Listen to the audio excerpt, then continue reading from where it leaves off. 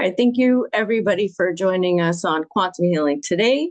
My name is Melanie Aguirre, and today we have an amazing special guest, historian Brad Olsen. He is captivating speaker and author of 11 books, including 3 of his Esoteric Series, Modern Esoteric, Future Esoteric, and second edition of Beyond Esoteric, and his newest release, Secrets of Antarctica, which we will be covering and talking about today. Brad is an award-winning author, book publisher with CCC Publishing, and conference speaker. His keynote presentations and moderating panels have enlightened audiences internationally that you can find with Contact in the Desert, Journey to Truth, Alien Event, Conscious Life Expo, and the Mount Shasta Summer Conference, and our very own Quantum Disclosure Project Sacred Site Tour, which Brad did join us with the Chaco Canyon Sacred Site Tour, which we can also discuss as well. Brad has done hundreds of radio interviews, including Coast to Coast, Ground Zero, and the Patriot Underground, and appeared on dozens of television shows, including Ancient Aliens, American Unearthed, Beyond Belief, Book of Secrets, The Truth is Out There, and Mysteries of the Outdoors. You can also find him on Gaia TV as well. He has also traveled to all 7 continents, including Antarctica, by sailboat, seeking adventure and the answers to the mysteries of humankind's past. And so let me introduce Brad Olsen. How are you doing today, Brad? Hey there, Melanie. I'm doing just great. Thanks for having me on the show and looking forward to our conversation today. Of course. Thank you very much for your time. I'm excited to get to know more about you and more about your work with Antarctica. But at first, I would like to learn a little bit more about your pre-years of what led you into being such an adventurer, an explorer, what interests you as a child. I can imagine you just reading a ton of books. So tell me a little bit more about yourself and how you grew up into this path. Yeah, I have always been a book nerd and maybe a good thing for it because now I'm a book publisher. So I always look to create the kind of content that I would want to have myself. And how I got started, well, it really was right after college. I self-financed a trip to Europe and was traveling around thinking, wow, this is great, 3 months in Europe. And I started meeting Australians and New Zealanders. They're like, 3 months, mate. We've been on the road for 3 years. I said, wow, how'd you do that? I said, well, we work our way around the world. So took that advice to heart and then eventually moved to Japan and taught English there for 14 months and self-financed my next trip, which was around the world, including the time in Japan for about 3 years. And that to me, Melanie, that was one of the greatest educations I felt I could have had in my 20s, even though I graduated college. This was the college of hard knocks and what life is really like on the other side, and so many other fantastic memories and moments and experiences. But it also got me to all the sacred places that were along my path. And then eventually I did a series on sacred places, and that's still out there and selling well. And that led me to the esoteric subjects. And that's where I'm at today with the Secrets of Antarctica book is also part of the esoteric series. That's amazing. And what were your interests growing up? What were your studies of interest? And did you do a lot of traveling at these sacred sites growing up? Because I know some families like to take trips, family trips to different sites. Was that part of your life growing up? Yeah, we did travel a lot. In fact, my dad was one of our scout masters. So starting with Boy Scouts and then family trips, ski trips, and abroad. Or didn't, no, actually, we didn't travel outside the country. until just one trip to Mexico. It wasn't until I graduated college, I self-financed my first trip to Europe. I started collecting stamps on my passport of different countries. Amazing. And what other artists or authors, I would say, or explorers, who would you look up to? Who would you follow and read? Well, just with the recent passing of Eric von Daniken, who wrote The Chariot of the Gods, he's considered the grandfather of ancient astronaut theory. And of course, the whole Ancient Alien show was based on his research. And Giorgio Tsoukalos is a good friend of his. And of course, Eric von Daniken was on the show. I've been on the show a couple episodes. So it really was a lot of the people in travel, but other people like um, the guy who sailed the Kon-Tiki boat all the way from South America to French Polynesia.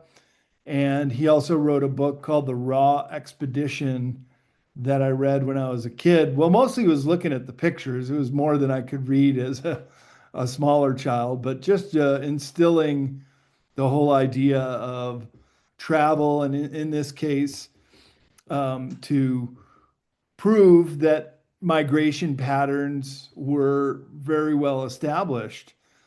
And this is called when you travel, when you use the oceans as a highway instead of a barrier, then you're basically assimilating with different cultures and spreading different cultures far and wide.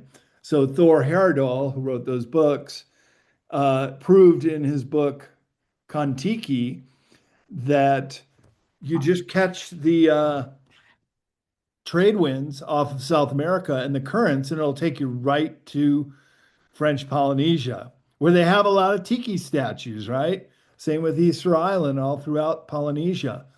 So Thor Heyerdahl's thesis was that it wasn't the tiki culture spreading across the Pacific towards the east, but really was inspired in Tiwanaku and Peru, those high civilizations pre-Incan, and then spread westward. And we saw a whole bunch of statues, especially in Tiwanaku, that looked just like tiki statues, that look like those statues at Easter Island. So I would agree with his hypothesis that that culture spread that way. Similarly, in the Raw expedition, they built a raft out of reeds that grow in the Nile and sailed through the Mediterranean, then across the Atlantic to Brazil, showing that the Egyptians were sailing around the world as well.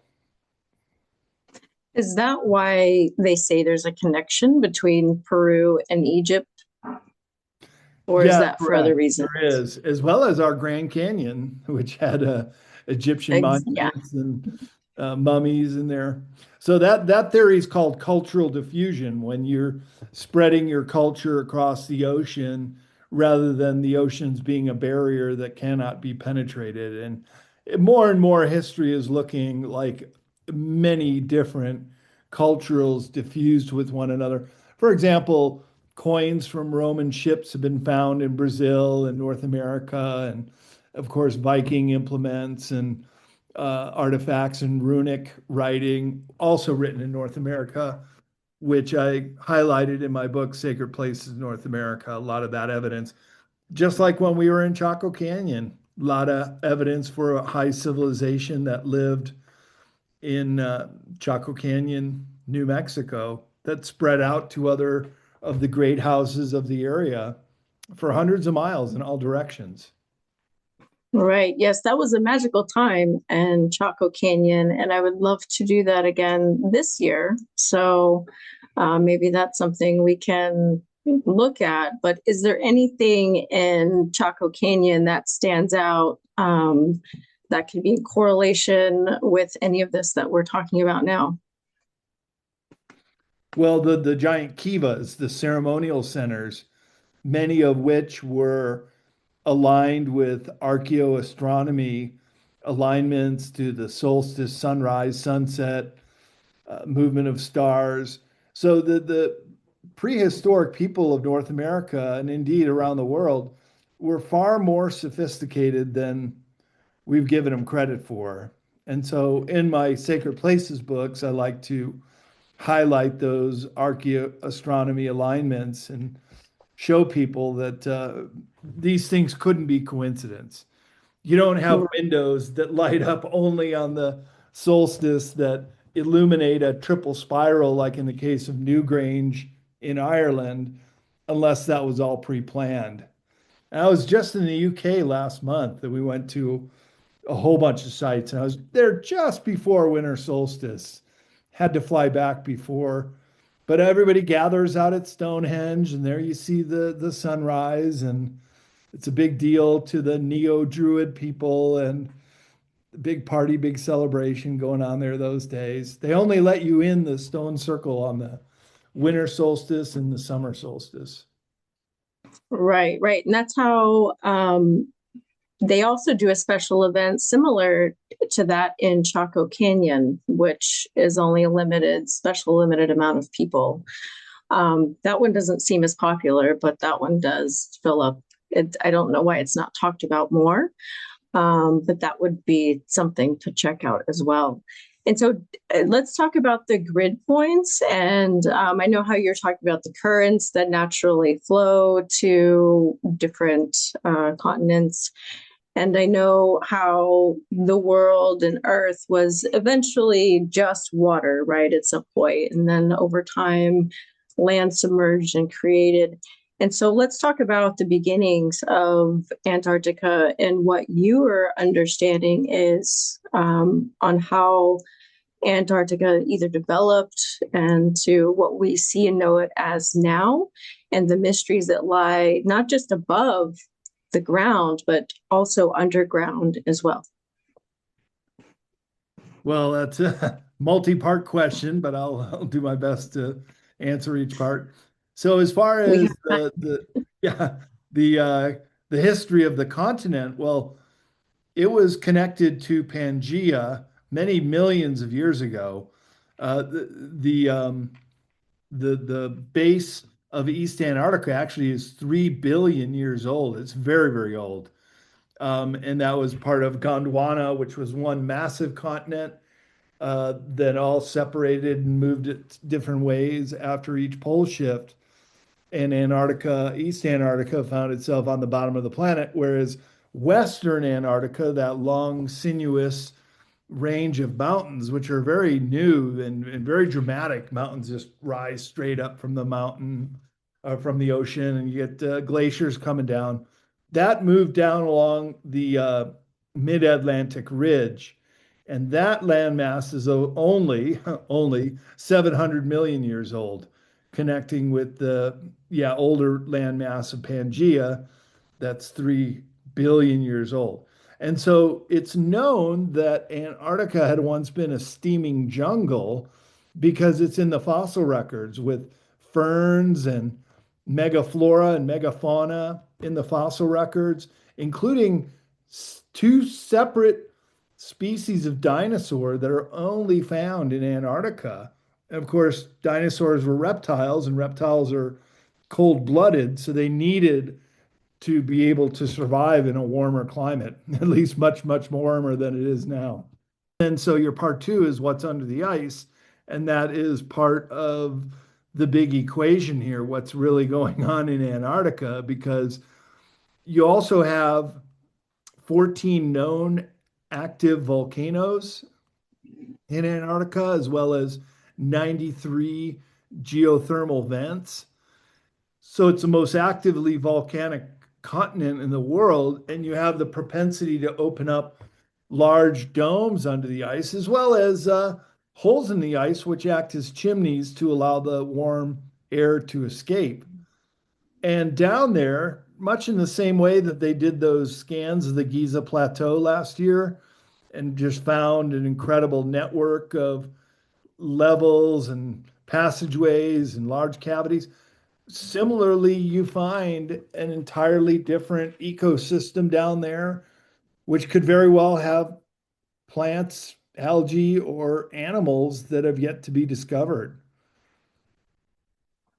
Yes, I have heard some rumors that there are individuals living underground doing secret things and undocumented things. And so um, let's talk about that. I mean, I know that UFOs kind of walk into this conversation at some point or another. Not to overlook the Atlantean timeline, possible timeline, which we can kind of jump into, but um, let's let's look at that and the pyramids that are said to be there. Let's talk about that a little bit. Oh, sure. My favorite subject, pyramids. And by the way, I'm going to be speaking at the Bosnian Pyramid Conference in June. So I'm looking forward to that. And I climbed to the top of the Great Pyramid on my world tour in March 1993. A little youthful indiscretion. I'm not encouraging this to any of your listeners out there, but I did it and it can be done. And I love pyramids. And in North America, we have the Cahokia Mounds. I've been there many times to Monk's Mound, which is an earthen pyramid, but with a base larger than the Great Pyramid in Egypt. So it's an impressive sight just outside of St. Louis. And in Antarctica, I've been able to locate at least three different locations with pyramids. The most famous is in the Ellsworth mountain range. That's one called the Great Pyramid of Antarctica. And it has roughly the same dimensions as the Great Pyramid, a little bit larger. And then there's another one in the Shackleton Range that David Hatcher Childress from Ancient Aliens says could be the master pyramid that started them all. If it proves out to be made by intelligent design, intelligent hand, this is a game changer. I mean, this then proves that Earth had once had advanced antediluvian civilizations here. And the third one is in Oats Land, and it's a pyramid that's just right off the coast, and it's inaccessible because it's so far away, but it again has the four-sided pyramidal shape, which some people say is just a nun attack, which just means an attractive four-sided mountain. But again, I think the jury is still out, and if we can determine that any one of these three have been created with bricks and perhaps poured cement like the Bosnian pyramid, then it's a complete game changer. And we have a civilization, a lost civilization that once existed in Antarctica. Right, absolutely. And that's what fascinates me is how time evolves, but yet time is linear at the same time, and how it's all past and present and connected, and that mystery that connects us all. And to those, I'm going to say past life connections. And so I guess my next question, do you believe in past life, Akashic record timelines, and have you explored those alternate timelines in Antarctica? Well, yeah, I definitely believe we've all had past lives here on this planet and perhaps other planets, long laundry list of different bodies and places that we've been. And indeed, when I've traveled the world, Melanie, especially in very old medieval cities in Europe or Pompeii in Italy or the pyramids and sites in Egypt, I've had past life recalls. And for example, when I first went to Pompeii, it felt like I knew my way around. It felt very, very familiar to me. And this is how I know it's a very interpersonal feeling. Of course, I can't prove that, but to me, it was very, very real. And so this could also be true with people who have experienced a life in Antarctica. Not even a past life. There are now multi-generational Germans that live there. Carrie Cassidy got a ebook that was written all in German about a person who was born there and described his life in the New Berlin base under the ice and eventually found himself on the surface and made his way back to Germany where he lives today. But we translated that book into English, and it's on the Project Camelot website if anybody wants to look for it. It's called The New Berlin Base. And it's just fantastic that there are accounts of people who have lived in these civilizations. Of course, I would say just about all the Germans who went there after World War II have probably passed away, but there are multi-generational Germans that are still there. Wow. Wow. And just to step back on the three pyramids that you mentioned, are those structures within the same alignment as any star or constellation alignments? Have you noticed that at all? Yeah, that's a great question. And while the Great Pyramid has a much smaller one next to it, it's only those two. So I don't think you can quite determine if only two pyramids make any kind of alignment. Unlike the three major pyramids on the Giza Plateau, which look exactly like Orion. So I think the jury's still out on that one. We'll just need more information from the other pyramids. Maybe they're still buried under the ice. Right. Yeah, and that's probably something we can find over time. And I even know how the LiDAR scanning, right? That's constantly bringing up new information, even in around Mexico and jungle areas. And so that would be interesting to see what the future holds on that. And so, uh, which which angle would you like to look at? Would you like to talk about some black goo, or would you like to talk some giant holes? You tell me wherever you want to go, Melanie. Well, And I'm kind of interested in the giant hole because that is so vast and expansive. You know, from what I've heard, is that it's large enough for an airplane to fly into. that's right. And so let's talk about that and what could be underneath. And does anyone know? And I'm assuming that is a no-fly zone. And if there are any other no-fly zone areas, and are there any areas that we would consider that of a portal? Because I know the Bermuda Triangle is quite popular, and there's some areas in Alaska where people go missing. And so, is there anything of that level of vibration in Antarctica? Well, yeah. And by the way, my 12th book, which I'm working on right now, is called Underwater Archaeology. And I talk about some underwater pyramids off the Azores Island that were discovered by a fisherman about a decade ago. And then some other ones in the tongue of the ocean portion of the Bahamas, which is a really deep trench that goes through the middle of the Bahamas. And down there is even a crystalline pyramid, as well as what Edgar Casey described as a firestone, giant crystalline energy source, all the way back from Atlantis times. Edgar Casey described that as still being powered, and that actually is what creates the anomalies of the Bermuda Triangle.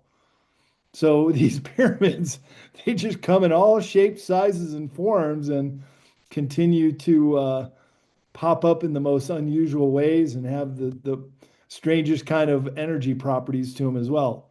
But as far as the hole in the ice, yeah, that would have been seen by Admiral Byrd, who was a very accomplished pilot.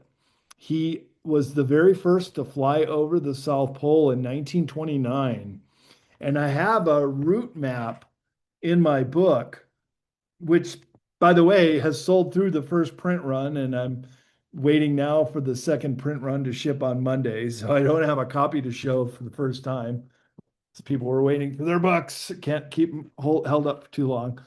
And No, so, congratulations. That's amazing. And you have an award for that too, is right? Is that right? yeah, and then it just won the Pinnacle Award in a category. Not sure which one yet, but they also showed the map of Admiral Byrd's flight. He gets to the South Pole in 1929, and then he goes way out of his way for about 100 miles. And why would you do that? You would just do a fist bump, say, "Yeah, we made it," and head back to Little America. But instead, he goes out of his way to go look at something. And that happens to be right where the no fly zone is. And that happens to be exactly where Brian S., who is Linda Moulton Howe's whistleblower, who Linda gave me his phone number. And I talked to Brian for about an hour last year when I was researching the book. And he said that there was a road that even snowmobile tracks coming out of the South Pole base right out to the hole that corkscrew down. So you can not only fly down there, you can drive down there. And in my book, I also have the German Navy U-boat maps that we charted the course based on their directions. And you could even take a U-boat submarine to within 100 miles of the South Pole. So there's all these directional routes to get there. And then the big question is, well, what's down there? And if we go by what Admiral Byrd wrote about in his diary, they experienced a city down there called the Domain of the Ariani. And Ariani is an interesting name because that's very similar sounding and spelling to Aryan. And indeed, when Byrd was flying in, he felt like no problem. I can dip my plane in. This is his second flight over the pole. He knew where to go. And when they got down there, and there, by the way, there are very well documented 3 hours of missing time on Byrd's flight. And that was much longer than he had fuel for, too, by the way. So he must have gotten out of his plane for at least 2.5 hours. And when he went into this hole, they're kind of flying along. They're looking at a fantastic environment on the continental level. And then all of a sudden, these two UFOs come wingtip to wingtip. He described them as flugelrods. And over the radio, in which he had lost contact with Little America, but then the pilots of the flugelrods came over and says, "Hello, Admiral Byrd. You are in good hands. We'll be arriving shortly in the domain." And they landed his plane like a helicopter and, of course, took control of the plane then, too. These two very tall, blonde Germanic guys came out. They had German or Nordic accents and said, "We'll take you into the city." And they went into, he called it pastel colored city, kind of like the Emerald City in Wizard of Oz. And that's when he went and had a audience with the master, who then, apart from a few things they talked about, could read his mind. So he was very telepathic and alien-like, even though he was human in looking.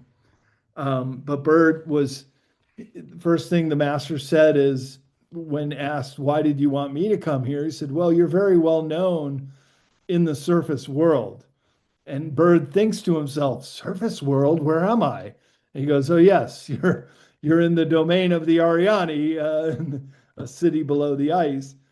And then he went on to warn him about the US testing nuclear bombs, which this in late 1946, of course, was just the year before, was the bombing of Hiroshima and Nagasaki in Japan and the testing of nuclear weapons at White Sand, New Mexico. So Byrd took that advice, and they were allowed to leave and allowed to fly out with the same two pilots and the Flugelrods. And the last thing they said to him is "Auf Wiedersehen," which is goodbye in German. And off Byrd flew back to Little America, and he met with his staff. The last survivor of Operation High Jump, his name is Robert Johnson, and a lot of the transcripts and interviews he did in the latter part of his life, he's just passed away. But he said that Bird came back and he was like he saw a ghost. He was very shaken from the experience and didn't even fill out a flight log, which was very uncharacteristic for him as well. Um, but would later say to Robert Johnson, "You were down there with me. You know what happened. We're gonna, just keep this with you," even though they were all given gag orders when they got back, never to talk about it. Nonetheless, they all remembered what they saw, and it was pretty dramatic. Right. And would a black box on a flight like that obtain any type of information? Well, I don't know if they did black boxes and it was a military flight as well. Right. Yeah, it would have, but I'm not sure they used to do that, not in the 1940s, because It I've never probably heard about didn't that. exist. Yeah, yeah, right. And so I guess that kind of brings me to my next question. With the missing time and the airplanes, have you had any missing time in that area? Because I have worked with uh, a client or friend, and I can mention her name. She is in my first book, The Revelations One, The Beginning. Her name is Gloria Hawker, and she had missing time on an airplane, and it was a small flight of maybe four people, and the whole airplane was abducted, taken to a different timeline and shift.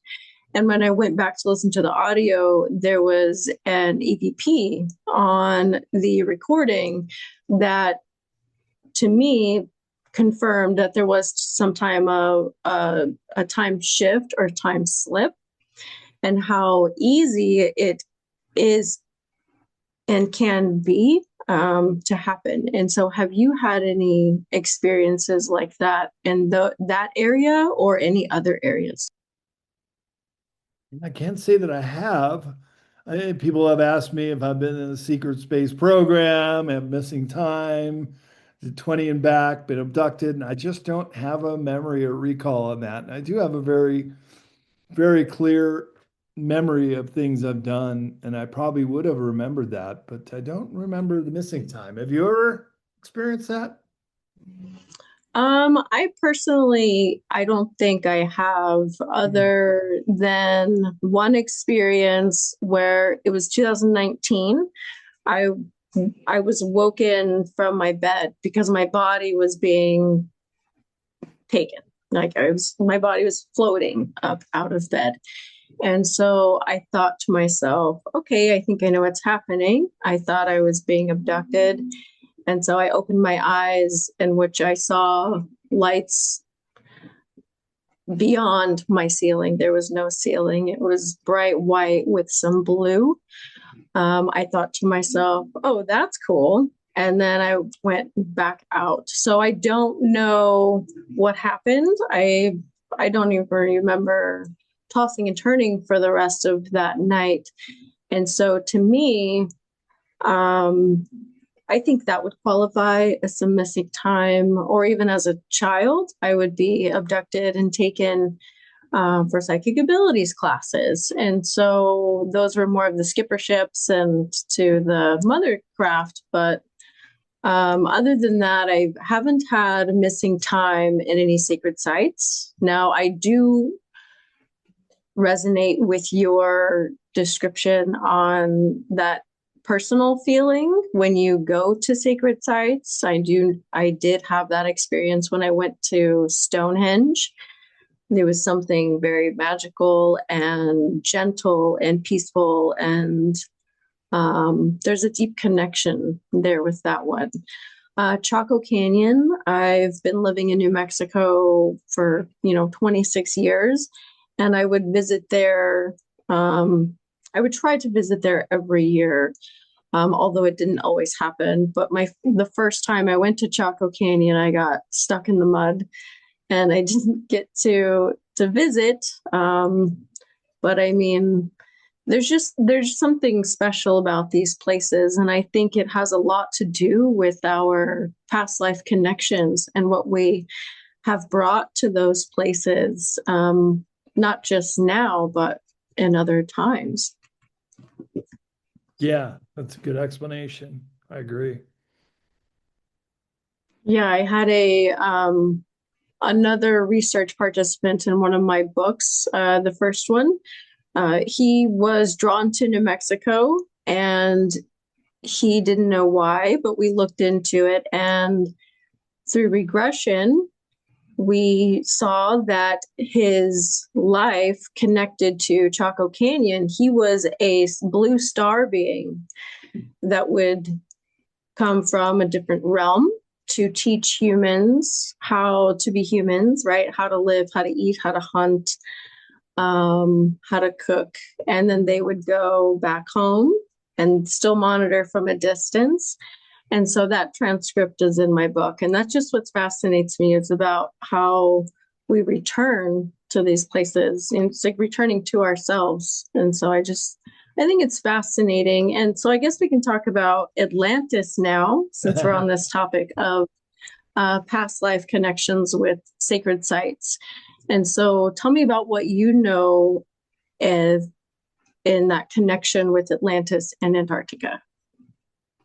Yeah, and some of this comes from Dr. Michael Salla, who is also very instrumental in this book because he gave me some GPS coordinates, which all happen to be on the West Antarctica side. So on the newer part of Antarctica, where that continent came down along the mid-Atlantic ridge. And that's where Plato said Atlantis could be found.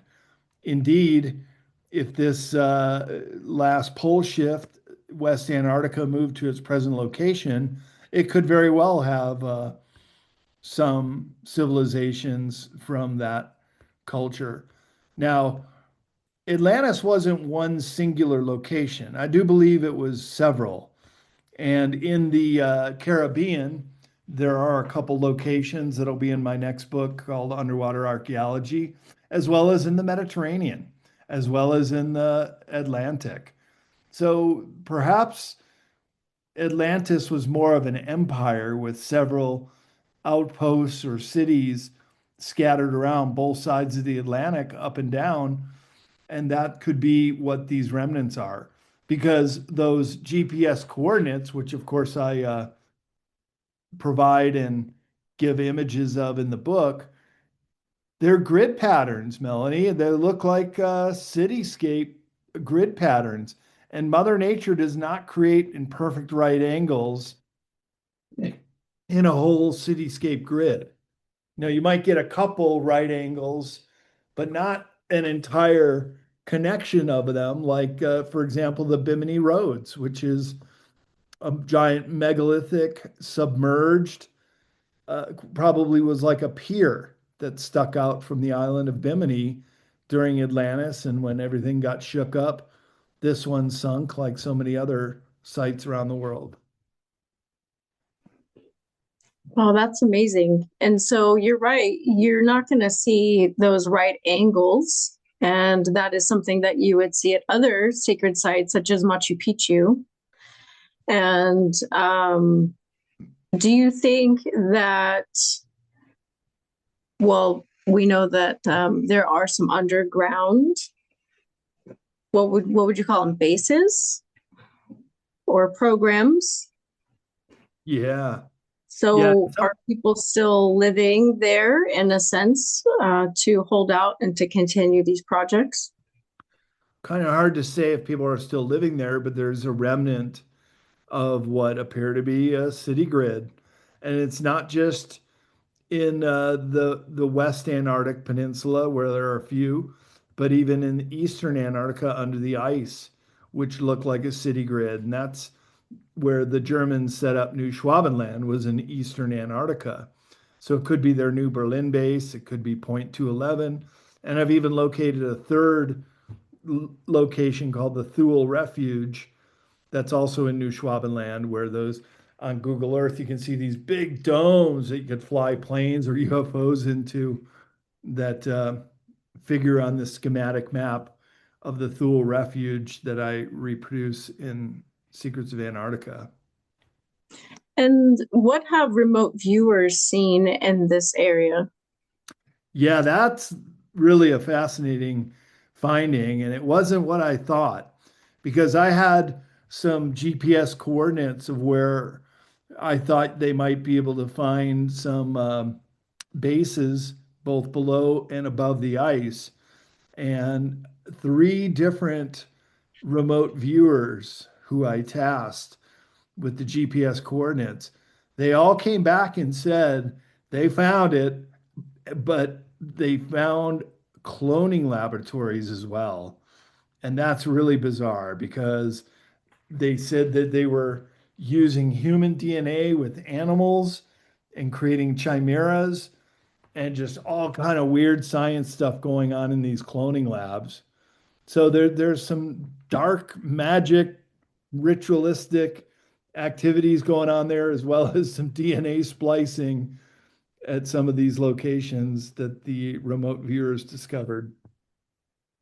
Right. And from my understanding, there are other locations and in that manner. I've heard of underground museum bases and how they have different ET beings that have been recovered um, from craft. And so, do you think there's anything like that going on over there as well? You know, if you're an extraterrestrial race and you wanted to hide from the surface humans and stay out of view from satellites or drones, there are two places on planet Earth that you could hide very well, and that's at the deepest depths of the ocean, which are now a lot of reports of USOs, unidentified submersible objects coming out of the ocean, and under the ice in Antarctica. They're like still the last two remaining locations that remain unexplored. And are there any plans to further explore Antarctica at this time? Yeah, of course. There are teams down there right now. This is right now is the high season down there, meaning this is the time when you can go down there. It's only a narrow window of time between November and early March, and then it goes right back into a long winter. Right. So there are teams down there now, and they're doing a new scan of the cosmic rays that are coming out of Antarctica. They had previously gotten these, what they're known as cosmic rays coming up out of Antarctica near the hole in the ice. So that'll be interesting to see what kind of findings they come out there. They're scanning the ice again. They're looking for meteorites. They're doing all kinds of research on the different bases there. So yeah, we'll start hearing about some of those findings probably in February and early March. Wonderful. And before we end our discussion today, let's touch a little bit on the black goo and the sentience that they carry. Yeah, and so this is another really weird aspect, and I put it in the Antarctica book because there is an island just a few hundred miles off the coast of Antarctica called Southern Thule Island, where the British captured from the Argentinians in the Falkland Wars of 1982.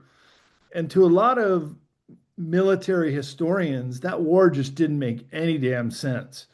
Why are the British going down there with this overwhelming Navy force to capture these islands that have 100 times more sheep than people down there? Now they said it was for offshore island oil, and that might be the case, but it's still a long way to go to fight a war and to ship oil back. So it always appeared that there was another motive, and that motive was the black goo, which was being stored on a perpetually frozen island, the southern Thule Island. And there was actually a special operation in the Falkland Wars to go capture it. And it was called Operation Keyhole. And that is where the actual terms of surrender were signed. on a ship right offshore of South Thule Island, where all the 8 researchers just put up a white flag and surrendered. Not a shot was fired, but the Falkland Wars ended there. And then the British go and destroy the base and steal the black goo and take it back to the UK, where in the mid 1980s, when they were trying to backward engineer it and understand it at Marconi Laboratories, it started to escape. And there are dozens of researchers who either committed suicide or died under very mysterious causes. And so when I was speaking at the Bases conference last month in the UK, put on by Miles Johnston, and I do quote him in that Black Goo chapter conversation we had about it. And he's had several other speakers like Harold Kotzvela and David Griffin at the Bases Project talking about the Black Goo that knew some of the sailors who experienced the black goo. And as soon as they started getting close to the equator, it started coming back to life. So it is a sentient fluid. If you were to put your finger, it would start to rise up to try to meet you.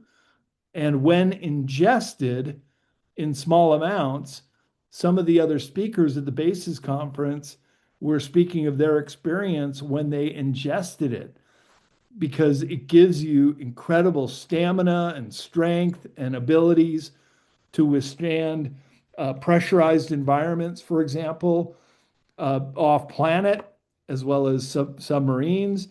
And so the British wanted it to make their own super soldiers with it, but it kind of got out of control and got loose. And now it's another big problem because it is now gotten into other humans and the animals.